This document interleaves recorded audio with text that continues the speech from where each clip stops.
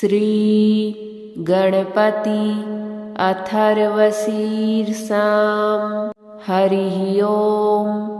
नमस्ते गणपतये त्वमेव प्रत्यक्षं तत्त्वमसि, त्वमेव केवलं कर्तासि, त्वमेव केवलं धर्तासि, त्वमेव केवलं हर्तासि, त्वमेव सर्वं खल्विदं ब्रह्मासि, त्वं साक्षादात्मासि नित्यं। ऋतं वच्मि सत्यं वच्मि, अवत्वं माम् अवदातारम् अवधातारम्, अवानुचानमवशिष्यम्, अवपश्चात्तात् अवपुरस्तात्, अवचोत्तरात्तात्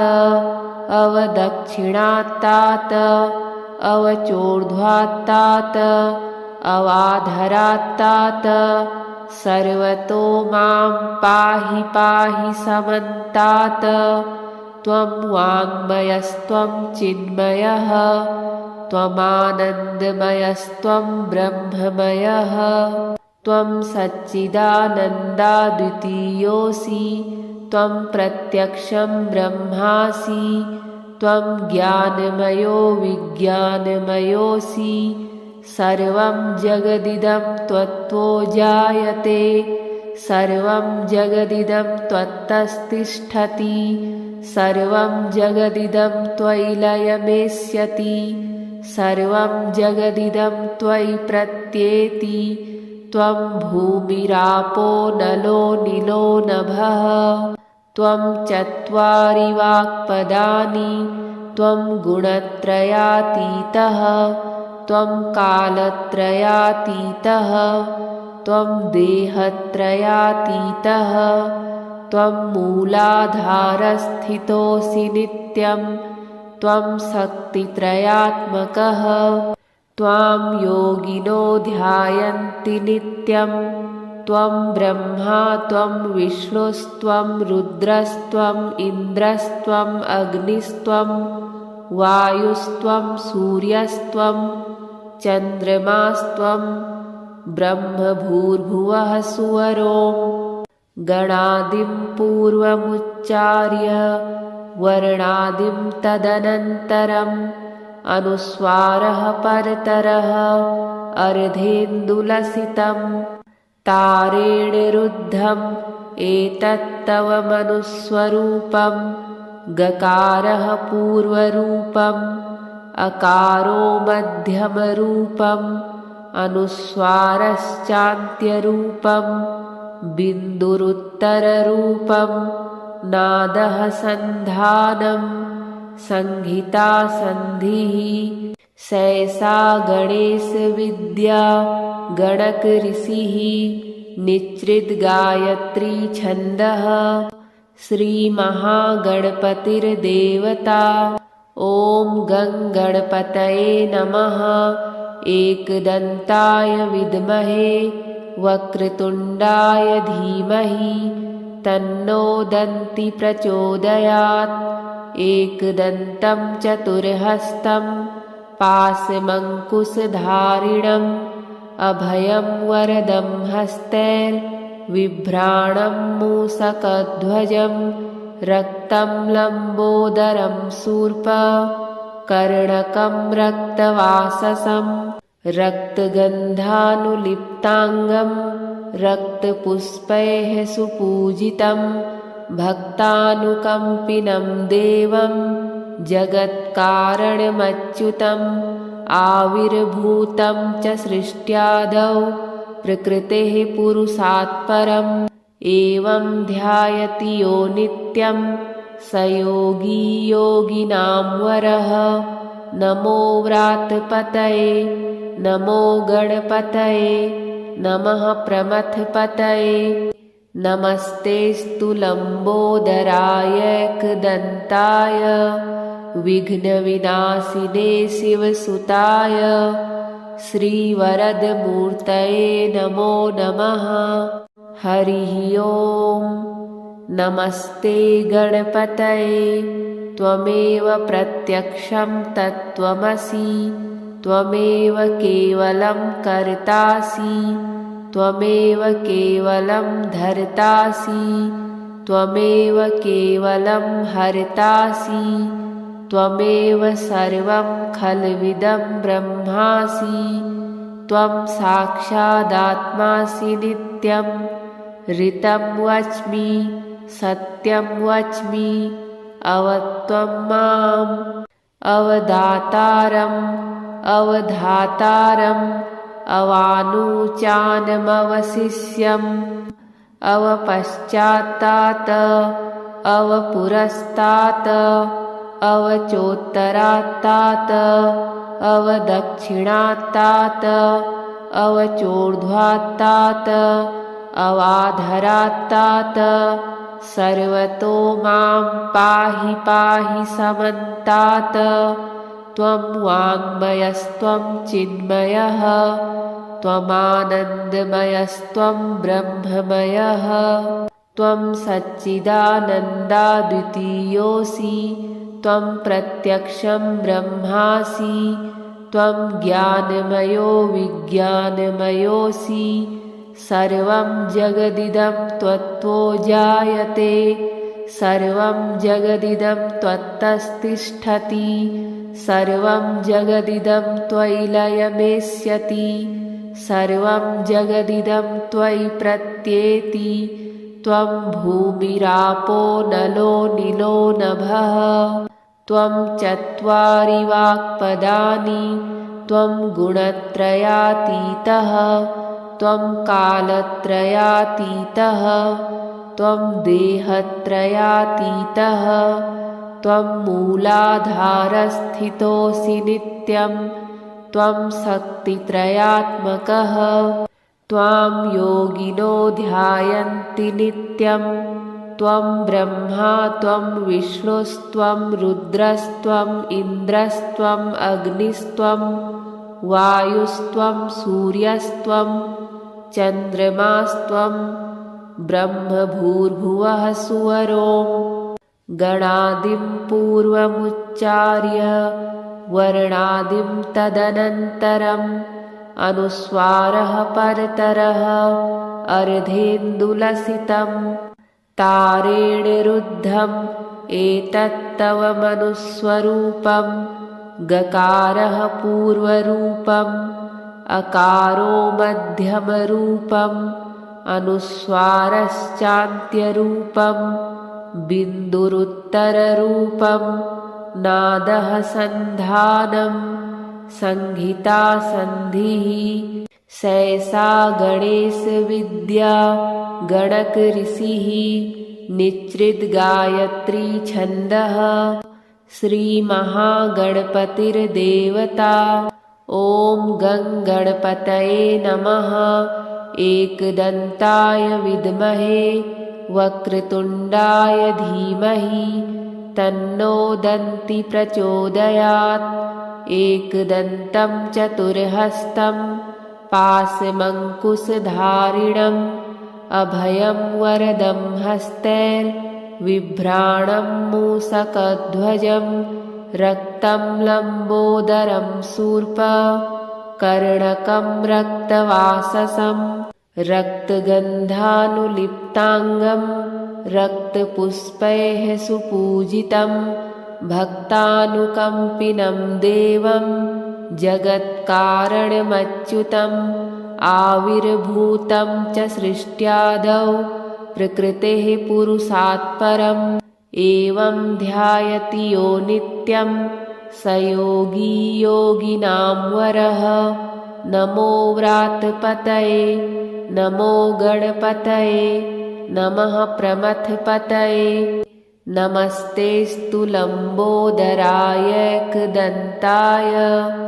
विघ्नविनाशिने शिवसुताय श्रीवरदमूर्तये नमो नमः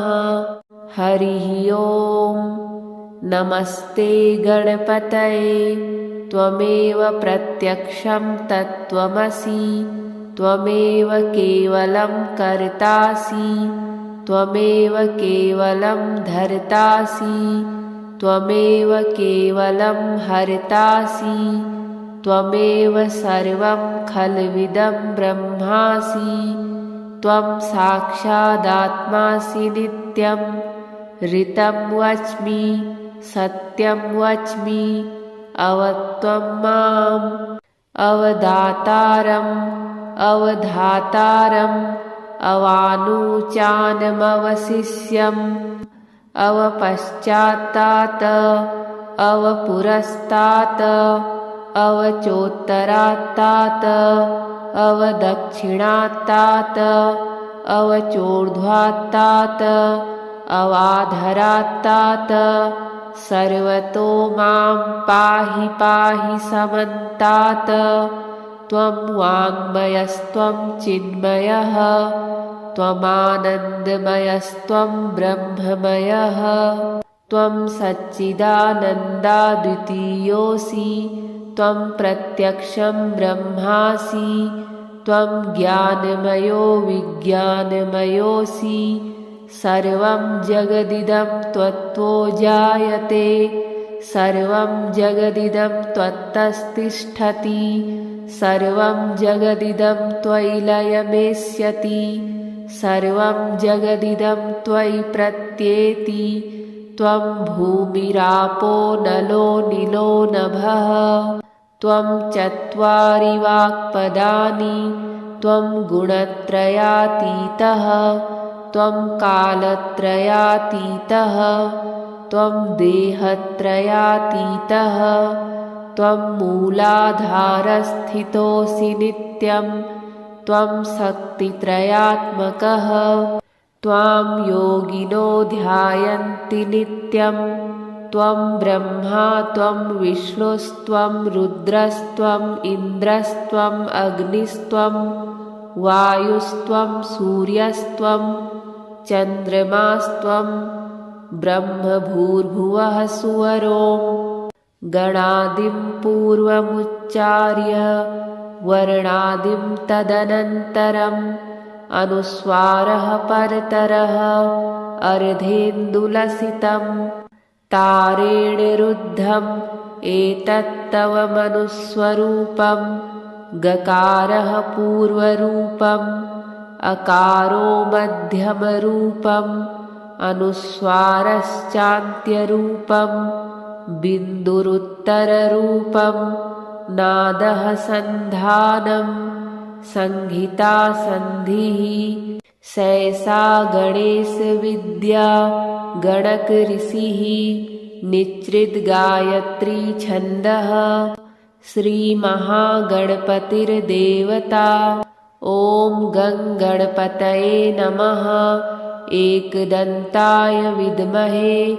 वक्रतुण्डाय धीमहि तन्नो दन्ति प्रचोदयात् एकदन्तं चतुर्हस्तं पाशमङ्कुशधारिणम् अभयं वरदं हस्तैर्बिभ्राणं मूषकध्वजं रक्तं लम्बोदरं शूर्पकर्णकं रक्तवाससं रक्तगन्धानुलिप्ताङ्गं रक्तपुष्पैः सुपूजितं भक्तानुकम्पिनं देवं जगत्कारणमच्युतम् आविर्भूतं च सृष्ट्यादौ प्रकृतेः पुरुषात् परम् एवं ध्यायति यो नित्यं स योगी योगिनां वरः नमो व्रातपतये नमो गणपतये नमः प्रमथपतये नमस्तेऽस्तु लम्बोदराय एकदन्ताय विघ्नविनाशिने शिवसुताय श्रीवरदमूर्तये नमो नमः हरिः ॐ नमस्ते गणपतये त्वमेव प्रत्यक्षं तत्त्वमसि त्वमेव केवलं कर्तासि त्वमेव केवलं धर्तासि त्वमेव केवलं हर्तासि त्वमेव सर्वं खल्विदं ब्रह्मासि त्वं साक्षादात्मासि नित्यं नित्यं ऋतं वच्मि सत्यं वच्मि अवत्वं माम् अवधातारम् अवधातारम् अवानुचानमवशिष्यम् अवपश्चात्तात अवपुरस्तात् अवचोत्तरात्तात अवदक्षिणात्तात अवचोर्ध्वात्तात अवाधरात्तात सर्वतो मां पाहि पाहि समन्तात् त्वं वाङ्मयस्त्वं चिन्मयः त्वमानन्दमयस्त्वं ब्रह्ममयः त्वं सच्चिदानन्दाद्वितीयोऽसि त्वं प्रत्यक्षं ब्रह्मासि त्वं ज्ञानमयो विज्ञानमयोऽसि सर्वं जगदिदं त्वत्तो जायते सर्वं जगदिदं त्वत्तस्तिष्ठति सर्वं जगदिदं त्वयि लयमेष्यति सर्वं जगदिदं त्वयि प्रत्येति त्वं भूमिरापो नलो निलो नभः त्वं चत्वारि वाक्पदानि त्वं गुणत्रयातीतः त्वं कालत्रयातीतः त्वं देहत्रयातीतः त्वं मूलाधारस्थितोऽसि नित्यं त्वं शक्तित्रयात्मकः त्वां योगिनो ध्यायन्ति नित्यं त्वं ब्रह्मा त्वं विष्णुस्त्वं रुद्रस्त्वम् इन्द्रस्त्वम् अग्निस्त्वं वायुस्त्वं सूर्यस्त्वं चन्द्रमास्त्वं ब्रह्मभूर्भुवः सुवरों गणादिं पूर्वमुच्चार्य वर्णादिं तदनन्तरम् अनुस्वारः परतरः अर्धेन्दुलसितं तारेण रुद्धम् एतत्तव मनुस्वरूपं गकारः पूर्वरूपम् अकारो मध्यमरूपम् अनुस्वारश्चान्त्यरूपम् बिन्दुरुत्तररूपम् नादः सन्धानम् संहिता संधिः सैषा गणेशविद्या गणकऋषिः निच्चिद्गायत्री छन्दः श्रीमहागणपतिर्देवता ॐ गं गणपतये नमः एकदन्ताय विद्महे वक्रतुण्डाय धीमहि तन्नो दन्ति प्रचोदयात् एकदन्तं चतुर्हस्तं पाशमङ्कुशधारिणम् अभयं वरदं हस्तैर्बिभ्राणं मूषकध्वजं रक्तं लम्बोदरं शूर्पकर्णकं रक्तवाससं रक्तगन्धानुलिप्ताङ्गं रक्तपुष्पैः सुपूजितं भक्तानुकम्पिनं देवं जगत्कारणमच्युतम् आविर्भूतं च सृष्ट्यादौ प्रकृतेः पुरुषात् परम् एवं ध्यायति यो नित्यं स योगी योगिनां वरः नमो व्रातपतये नमो गणपतये नमः प्रमथपतये नमस्तेऽस्तु लम्बोदराय एकदन्ताय विघ्नविनाशिने शिवसुताय श्रीवरदमूर्तये नमो नमः हरिः ओम् नमस्ते गणपतये त्वमेव प्रत्यक्षं तत्त्वमसि त्वमेव केवलं कर्तासि त्वमेव केवलं धर्तासि त्वमेव केवलं हर्तासि त्वमेव सर्वं खल्विदं ब्रह्मासि त्वं साक्षादात्मासि नित्यं ऋतं वच्मि सत्यं वच्मि अवत्वं माम् अवधातारम् अवानुचानमवशिष्यम् अवपश्चात्तात् अवपुरस्तात् अवचोत्तरात्तात् अवदक्षिणात्तात् अवचोर्ध्वात्तात् अवाधरात्तात् सर्वतो मां पाहि पाहि समन्तात् त्वं वाङ्मयस्त्वं चिन्मयः त्वमानन्दमयस्त्वं ब्रह्ममयः त्वं सच्चिदानन्दाद्वितीयोऽसि त्वं प्रत्यक्षं ब्रह्मासि त्वं ज्ञानमयो विज्ञानमयोऽसि सर्वं जगदिदं त्वत्तो जायते सर्वं जगदिदं त्वत्तस्तिष्ठति सर्वं जगदिदं त्वयि लयमेष्यति सर्वं जगदिदं त्वयि प्रत्येति त्वं भूमिरापो नलो नीलो नभः त्वं चत्वारि वाक्पदानि त्वं गुणत्रयातीतः त्वं कालत्रयातीतः त्वं देहत्रयातीतः त्वं मूलाधारस्थितोऽसि नित्यं त्वं शक्तित्रयात्मकः त्वां योगिनो ध्यायन्ति नित्यं त्वं ब्रह्मा त्वं विष्णुस्त्वं रुद्रस्त्वम् इन्द्रस्त्वम् अग्निस्त्वं वायुस्त्वं सूर्यस्त्वं चन्द्रमास्त्वं ब्रह्मभूर्भुवः सुवरों गणादिं पूर्वमुच्चार्य वर्णादिं तदनन्तरम् अनुस्वारः परतरः अर्धेन्दुलसितं तारेण रुद्धम् एतत्तव मनुस्वरूपं गकारः पूर्वरूपम् अकारो मध्यमरूपम् अनुस्वारश्चान्त्यरूपम् बिन्दुरुत्तररूपम् नादः सन्धानम्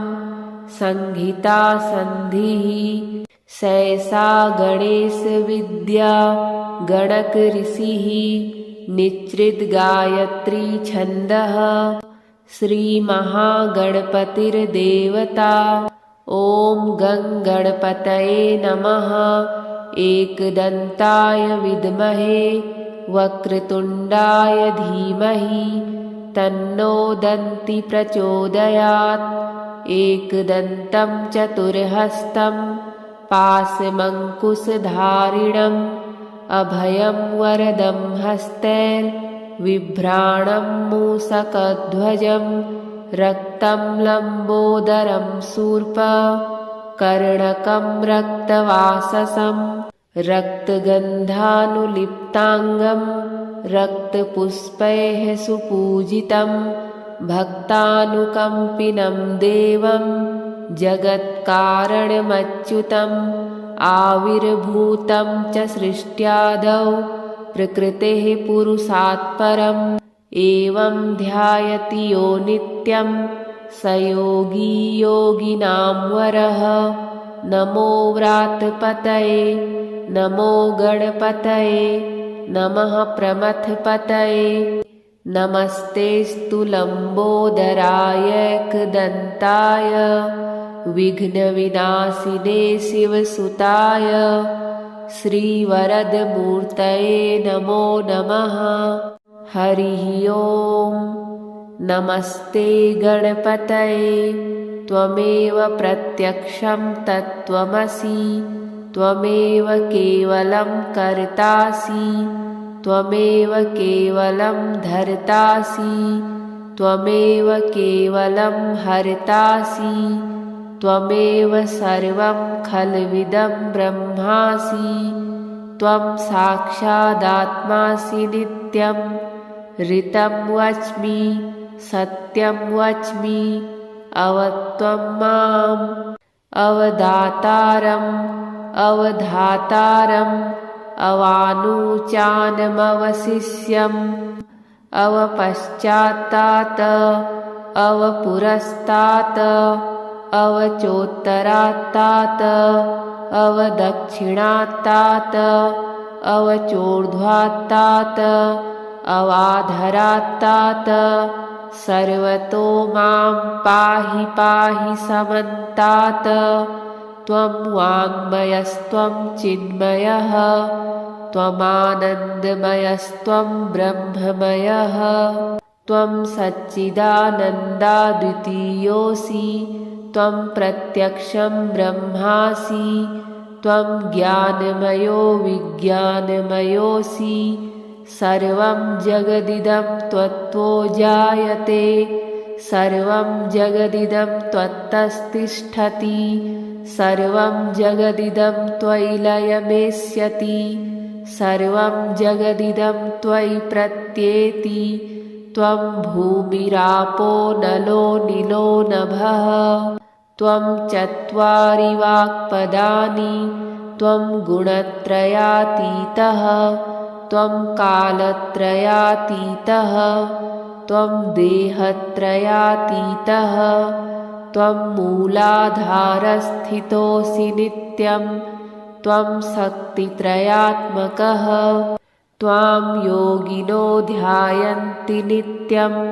त्वं ब्रह्मा त्वं विष्णुस्त्वं रुद्रस्त्वम् इन्द्रस्त्वम् अग्निस्त्वं वायुस्त्वं सूर्यस्त्वं चन्द्रमास्त्वं ब्रह्मभूर्भुवः सुवरों गणादिं पूर्वमुच्चार्य वर्णादिं तदनन्तरम् अनुस्वारः परतरः अर्धेन्दुलसितं तारेण रुद्धम् एतत्तव मनुस्वरूपं गकारः पूर्वरूपम् अकारो मध्यमरूपम् अनुस्वारश्चान्त्यरूपं बिन्दुरुत्तररूपं नादः सन्धानं संहिता संधिः सैषा गणेशविद्या गणकऋषिः निच्चिद्गायत्री छन्दः श्रीमहागणपतिर्देवता ॐ गं गणपतये नमः एकदन्ताय विद्महे वक्रतुण्डाय धीमहि तन्नो दन्ति प्रचोदयात् एकदन्तं चतुर्हस्तं पाशमङ्कुशधारिणम् अभयं वरदं हस्तैर्बिभ्राणं मूषकध्वजं रक्तं लम्बोदरं शूर्पकर्णकं रक्तवाससं रक्तगन्धानुलिप्ताङ्गं रक्तपुष्पैः सुपूजितं भक्तानुकम्पिनं देवं जगत्कारणमच्युतम् आविर्भूतं च सृष्ट्यादौ प्रकृतेः पुरुषात् परम् एवं ध्यायति यो नित्यं स योगी योगिनां वरः नमो व्रातपतये नमो गणपतये नमः प्रमथपतये नमस्तेऽस्तु लम्बोदराय एकदन्ताय विघ्नविनाशिने शिवसुताय श्रीवरदमूर्तये नमो नमः। हरिः ॐ। नमस्ते गणपतये त्वमेव प्रत्यक्षं तत्त्वमसि त्वमेव केवलं कर्तासि त्वमेव केवलं धर्तासि त्वमेव केवलं हर्तासि त्वमेव सर्वं खल्विदं ब्रह्मासि त्वं साक्षादात्मासि नित्यं ऋतं वच्मि सत्यं वच्मि अवत्वं माम् अवदातारम् अवधातारम् अवानुचानमवशिष्यम् अवपश्चात्तात् अवपुरस्तात् अवचोत्तरात्तात् अवदक्षिणात्तात् अवचोर्ध्वात्तात् अवाधरात्तात् सर्वतो मां पाहि पाहि समन्तात् त्वं वाङ्मयस्त्वं चिन्मयः त्वमानन्दमयस्त्वं ब्रह्ममयः त्वं सच्चिदानन्दाद्वितीयोऽसि त्वं प्रत्यक्षं ब्रह्मासि त्वं ज्ञानमयो विज्ञानमयोऽसि सर्वं जगदिदं त्वत्तो जायते सर्वं जगदिदं त्वत्तस्तिष्ठति सर्वं जगदिदं त्वयि लयमेष्यति सर्वं जगदिदं त्वयि प्रत्येति त्वं भूमिरापो नलो निलो नभः त्वं चत्वारि वाक्पदानि त्वं गुणत्रयातीतः त्वं कालत्रयातीतः त्वं देहत्रयातीतः त्वं मूलाधारस्थितोऽसि नित्यं त्वं शक्तित्रयात्मकः त्वां योगिनो ध्यायन्ति नित्यं त्वं ब्रह्मा त्वं विष्णुस्त्वं रुद्रस्त्वम् इन्द्रस्त्वम् अग्निस्त्वं वायुस्त्वं सूर्यस्त्वं चन्द्रमास्त्वं ब्रह्मभूर्भुवः सुवरों गणादिं पूर्वमुच्चार्य वर्णादिं तदनन्तरम् अनुस्वारः परतरः अर्धेन्दुलसितं तारेण रुद्धम् एतत्तव मनुस्वरूपं गकारः पूर्वरूपम् अकारो मध्यमरूपम् अनुस्वारश्चान्त्यरूपं बिन्दुरुत्तररूपं नादः सन्धानं संहिता संधिः सैषा गणेशविद्या गणकऋषिः निच्चिद्गायत्री छन्दः श्रीमहागणपतिर्देवता ॐ गं गणपतये नमः एकदन्ताय विद्महे वक्रतुण्डाय धीमहि तन्नो दन्ति प्रचोदयात् एकदन्तं चतुर्हस्तं पाशमङ्कुशधारिणम् अभयं वरदं हस्तैर्बिभ्राणं मूषकध्वजं रक्तं लम्बोदरं शूर्पकर्णकं रक्तवाससं रक्तगन्धानुलिप्ताङ्गं रक्तपुष्पैः सुपूजितं भक्तानुकम्पिनं देवं जगत्कारणमच्युतम् आविर्भूतं च सृष्ट्यादौ प्रकृतेः पुरुषात् परम् एवं ध्यायति यो नित्यं स योगी योगिनां वरः नमो व्रातपतये नमो गणपतये नमः प्रमथपतये नमस्तेऽस्तु लम्बोदराय एकदन्ताय विघ्नविनाशिने शिवसुताय श्रीवरदमूर्तये नमो नमः। हरिः ॐ। नमस्ते गणपतये त्वमेव प्रत्यक्षं तत्त्वमसि त्वमेव केवलं कर्तासि त्वमेव केवलं धर्तासि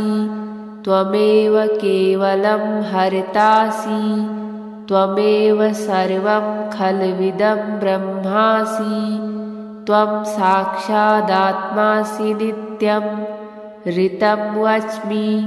सत्यं वच्मि अवत्वं माम् अवदातारम् अवधातारम् अवानुचानमवशिष्यम् अवपश्चात्तात् अवपुरस्तात् अवचोत्तरात्तात् अवदक्षिणात्तात् अवचोर्ध्वात्तात् अवाधरात्तात् सर्वतो मां पाहि पाहि समन्तात् त्वं वाङ्मयस्त्वं चिन्मयः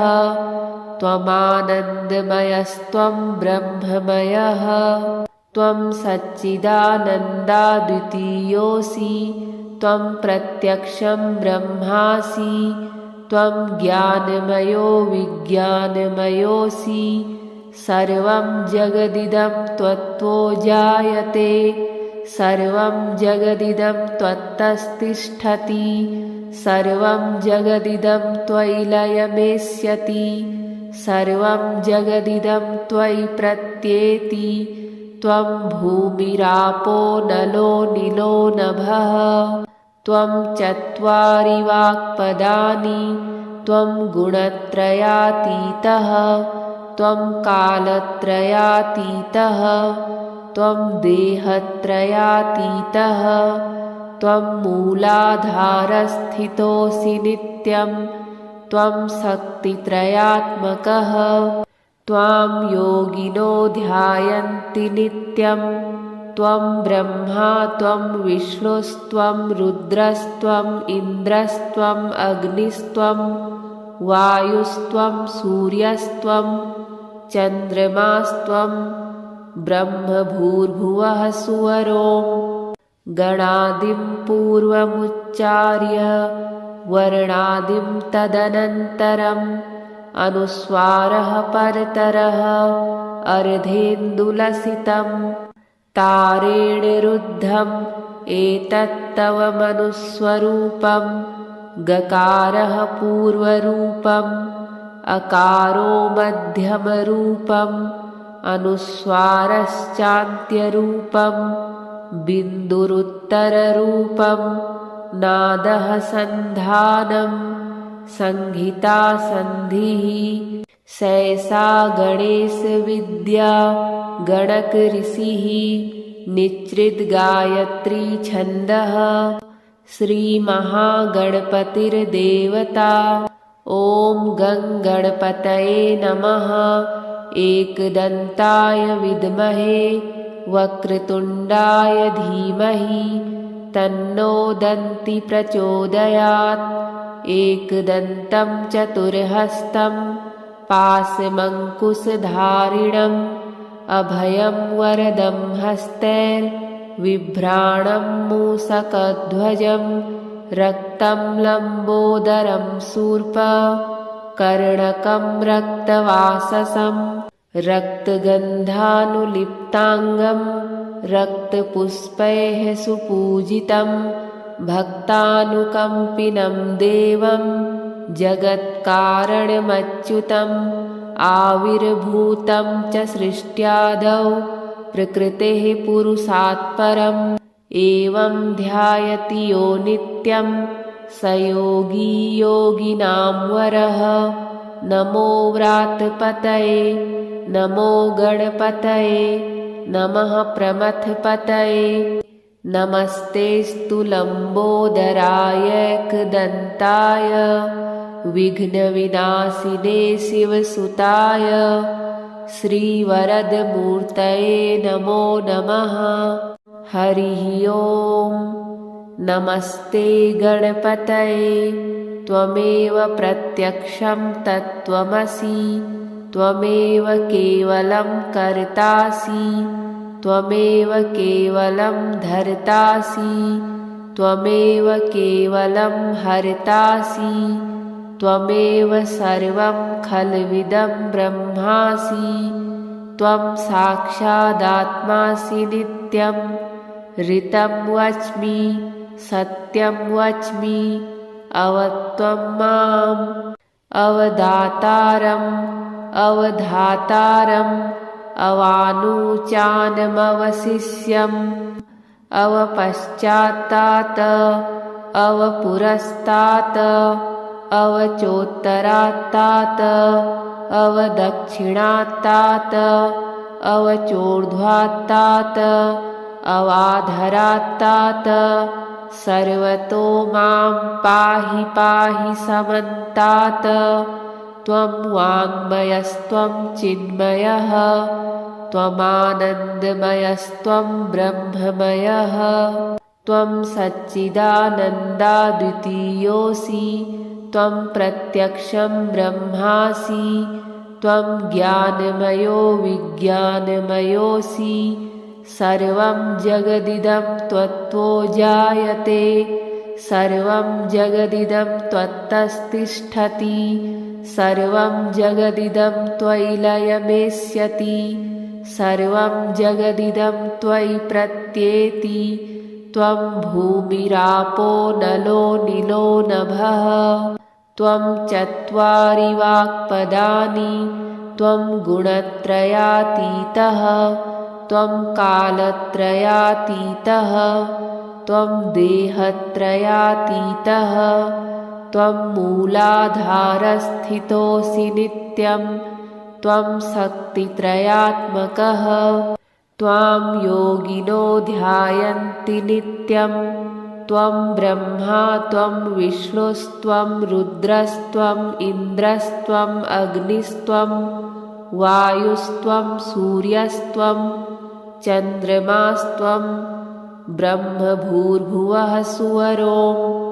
गणादिं पूर्वमुच्चार्य वर्णादिं तदनन्तरम् अनुस्वारः परतरः अर्धेन्दुलसितं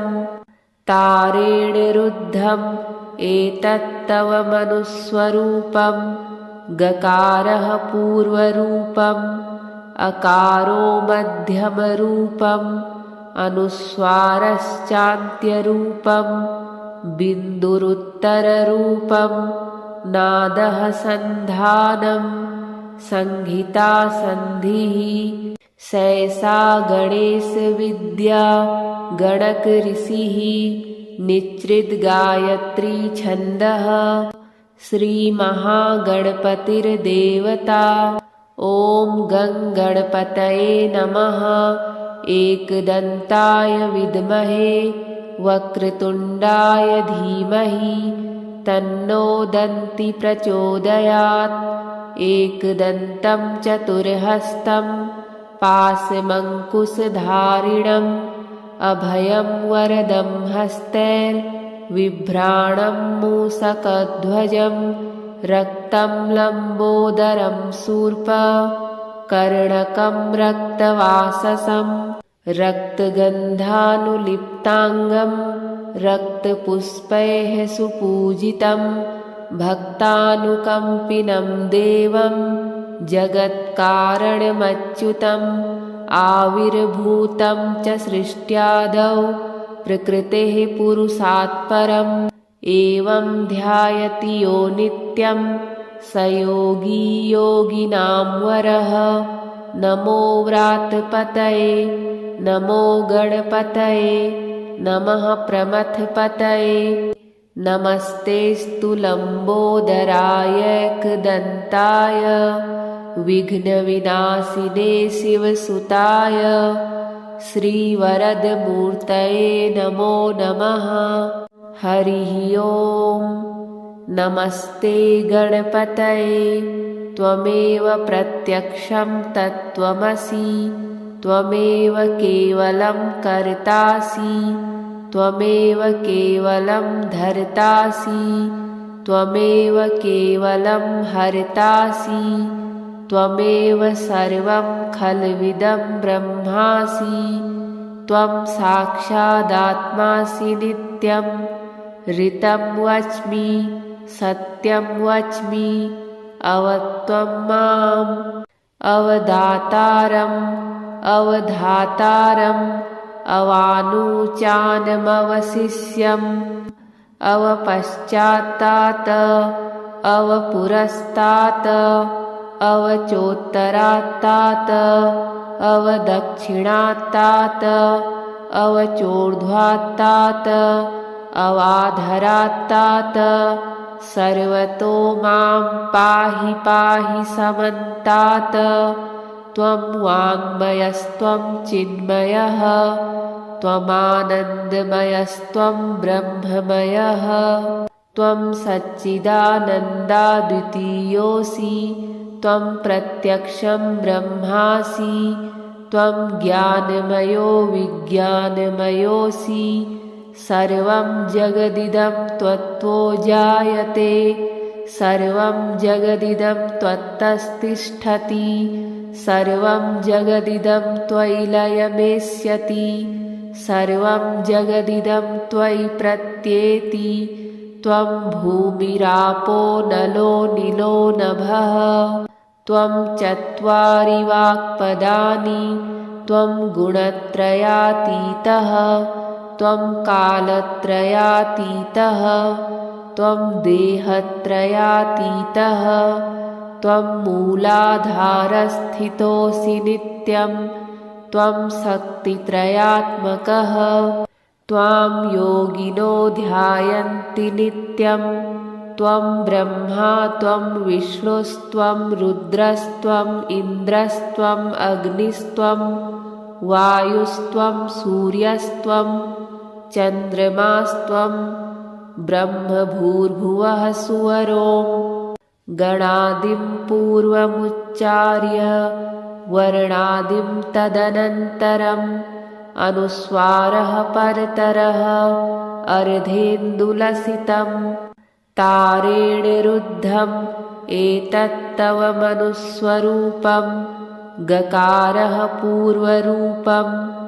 अकारो मध्यमरूपम् अनुस्वारश्चान्त्यरूपं बिन्दुरुत्तररूपं नादः सन्धानं संहिता संधिः सैसा गणेशविद्या गणकऋषिः निच्चिद्गायत्री छन्दः श्रीमहागणपतिर्देवता ॐ गं गणपतये नमः एकदन्ताय विद्महे वक्रतुण्डाय धीमहि तन्नो दन्ति प्रचोदयात् एकदन्तं चतुर्हस्तं पाशमङ्कुशधारिणम् अभयं वरदं हस्तैर्बिभ्राणं मूषकध्वजं रक्तं लम्बोदरं शूर्पकर्णकं रक्तवाससं रक्तगन्धानुलिप्ताङ्गं रक्तपुष्पैः सुपूजितं भक्तानुकम्पिनं देवं जगत्कारणमच्युतम् आविर्भूतं च सृष्ट्यादौ प्रकृतेः पुरुषात् परम् एवं ध्यायति यो नित्यं स योगी योगिनां वरः नमो व्रातपतये नमो गणपतये नमः प्रमथपतये